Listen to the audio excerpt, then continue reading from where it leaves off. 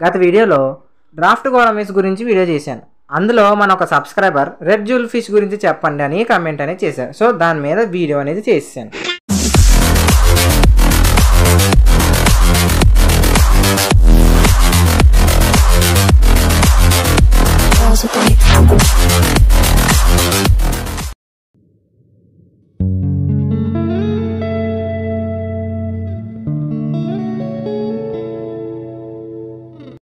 ఏ fish అయినా పెంచుకోవాలన్నా కొనుక్కునే ముందే వాటి గురించి తెలుసుకోవడం అనేది చాలా ముఖ్యం. ఎందుకంటే ఒక్కొక్క ఫిష్కి ఒక్కొక్క ప్రాంతం ఇంకా ట్యాంక్ హ్యాబిటేట్స్ అని ఉంటాయి. అవి తెలుసుకున్న తర్వాతే మీరు దాన్ని పెంచుకోవాల్సి వస్తుంది. మిడిల్ కేస్ అక్వాటిక్స్కి స్వాగతం. ఈరోజు మన వీడియోలో రెడ్ జూల్ సిక్లెట్ గురించి కంప్లీట్ ఇన్ఫర్మేషన్ అనేది చెప్పబోతున్నాను. సో సిక్లెట్స్ గురించి నాకు మంచి గ్రిప్ అయితే ఉంది. సో మంచి నాలెడ్జ్ అనేది చేస్తాను. వీడియో ఖచ్చితంగా లైక్ చేయండి. సో మనం ఇప్పుడు రెడ్ జూల్ గురించి మాట్లాడుకుంటే ఇది ఒక సిక్లెట్ టైప్ ఫిష్. అంటే ఇది మనం పెంచే చేపల కన్నా కొంచెం విభిన్నమైన చేప. ఈ చేప జాతి అనేది చాలా విభిన్నంగా ఉంటుంది. ఇంకా ఈ రెడ్ జూల్ సిక్లిడ్ అంటే జూల్ కాకుండా సిక్లిడ్ అనే ఫ్యామిలీతో చాలానే ఉంటాయన్నమాట. చాలా ఫిషెస్ వరకు ఉంటాయి.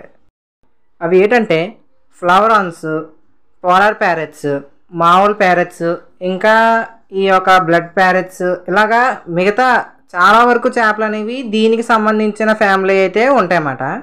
సో సిక్లిడ్ ఫ్యామిలీకి సంబంధించిన చేపలు. సో మనం ఇప్పుడు మాట్లాడుకునేది రెడ్ జూల్ గురించి. ఈ యొక్క సిక్లిడ్ ఫిషెస్లో నాకు ఇష్టమైన క్వాలిటీ ఏంటంటే ఇవి పిల్లల్ని చాలా బాగా చూసుకుంటాయి. అంటే మంచి పేరెంటింగ్ గల చేపలు. ఇవి వాటికి పిల్లలు అనేవి పుట్టినాయి అనుకోండి, అవి వాటిని తినవు. గప్పీస్లా మాలిస్లాగా తినవు అన్నమాట. వాటిని పెరిగి పెద్దయ్యి వాటంతటా అవి వెళ్ళేంత వరకు వాటిని చాలా సమృద్ధిగా చాలా జాగ్రత్తగా అయితే వాటిని కాపాడుకుంటూ ఉంటాయి. వీటిలో నచ్చింది అదే నాకు. సిక్లిడ్స్తో జెండర్ ఐడెంటిఫికేషన్ అనేది చెప్పడం చాలా కష్టం. సో మీరు ఒక స్టోర్లోకి వెళ్ళి కొనుక్కుంటున్నారంటే ఇది గుర్తుపెట్టుకోండి, ఇది 50-50 ఛాన్సెస్ బాగా పనిచేస్తుంది. ఏంటంటే మేల్ అనేది డార్క్ కలర్లో ఉంటుంది, ఫీమేల్ అనేది వచ్చేసి బిగ్ బెల్లీతో లైట్ కలర్లో ఉంటుంది. సో నేనైతే బయటికి వెళ్ళి నా లోకల్ షాప్ నుంచి అయితే ఒక పెయిర్ అనేది తెచ్చుకున్నాను. సో ఇప్పుడు మీరు చూసుకున్నట్టయితే ఏదైతే డార్క్ కలరేషన్తో ఉందో అది మేల్, ఏదైతే లైట్ కలరేషన్తో ఉందో అది ఫీమేల్. ఇది ఎలా చెప్తున్నాను అనేది చెప్తాను చూడండి. ఇది 50-50 ఛాన్సెస్ మాత్రమే. ఎందుకంటే సిక్లిడ్స్లో చెప్పలేము, కొన్నిసార్లు మేల్స్ కూడా డార్క్ కలరేషన్ అనేది లేకుండా ఉండతాయి. కాబట్టి మనం చెప్పాలంటే ఎలాగంటే ఈ ఫిషెస్ని హ్యాండిల్ చేసినప్పుడు మనం వాటిని గట్టిగా పట్టుకోకూడదు, దూకేస్తాయి. సో ఇది వచ్చేసి మేల్ మాట. ఇదిగో చూడొచ్చు, ఇలాగా మంచి కలరేషన్తో డార్క్ అయితే ఉంటుంది. ఇంకా వీటి యొక్క యానల్ ఫిన్స్ దగ్గర హోల్స్ అనేవి చూసుకుంటే హోల్స్ అనేవి చాలా దగ్గరగా అయితే ఉంటాయి అన్నమాట. మేల్కి 2 హోల్స్ దగ్గరగా ఉంటాయి.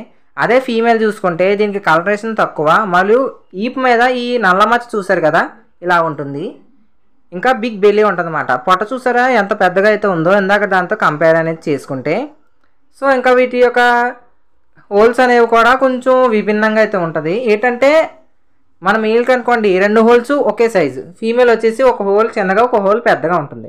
సో వీటిని పెంచుకోవాలి, మీరు బ్రీడ్ చేయాలి అని అనుకుంటే వీటిని మీరు ఎక్వేరియంస్లో కాకుండా నాలాగో ఇలా పెద్ద పెద్ద టబ్స్లో పెంచుకుంటే చాలా మంచిది. ఇంకా వీటికి ఎక్వేరియం ప్లాంట్స్ అనేవి ఎంత ఎక్కువ వేసుకుంటే ఇవి అంత బాగా అలవాటు పడిపోతాయి.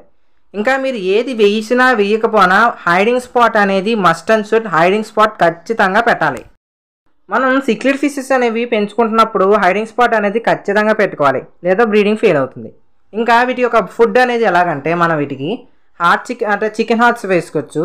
ఇంకా మనం ఫ్లవరాన్స్కి మేత అనేది వేసుకుంటాం కదా ఫిష్ ఫుడ్, అది మాత్రం వేసుకోవాలి. మిగతా వేసుకుంటే ప్రోటీన్స్ అనేవి అందవు, బ్రీడింగ్ కూడా బాగా అవ్వదన్నమాట.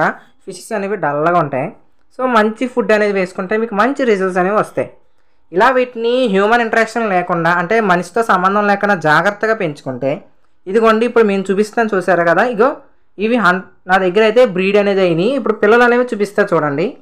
అదిగోండి చూసారా అక్కడ మదర్ పక్కనే ఉంది, అది మదర్ ఫాదర్ చెప్పలేను, ఇప్పుడు దాన్ని గమనించలేదు. ఇదిగోండి చూసారు కదా పిల్లలు, చూసారా కుప్ప కింద ఉన్నాయి కదా పిల్లలు. ఇలా మంచి పిల్లలను పడతాయి. ఇప్పుడు నేను ఎక్కువసేపు వీడియో అనేది తీయలేను, ఎందుకంటే మదర్ అనేది భయపడిపోతుంది, మీరు కూడా చూడొచ్చు.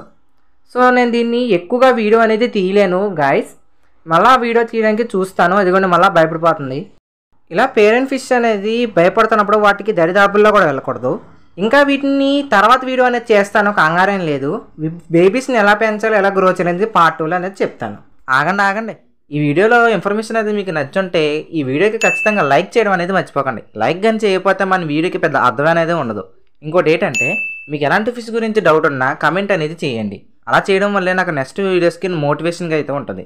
ఇంకా ఇలాంటి వీడియోస్ ఇంకా ఇన్ఫర్మేషన్ కావాలంటే మన ఛానల్ ఖచ్చితంగా సబ్స్క్రైబ్ చేసుకోండి. మీకు ఎలాంటి ఫిష్ కొనాలన్నా దాని మీద డౌట్ అడగాలన్నా నా Instagram page MC Aquatics Telugu, దానికైతే మీరు ఇంచక మెసేజ్ అనేది చేస్తే నేను ఖచ్చితంగా మీకు రిప్లై అనేది ఇస్తాను.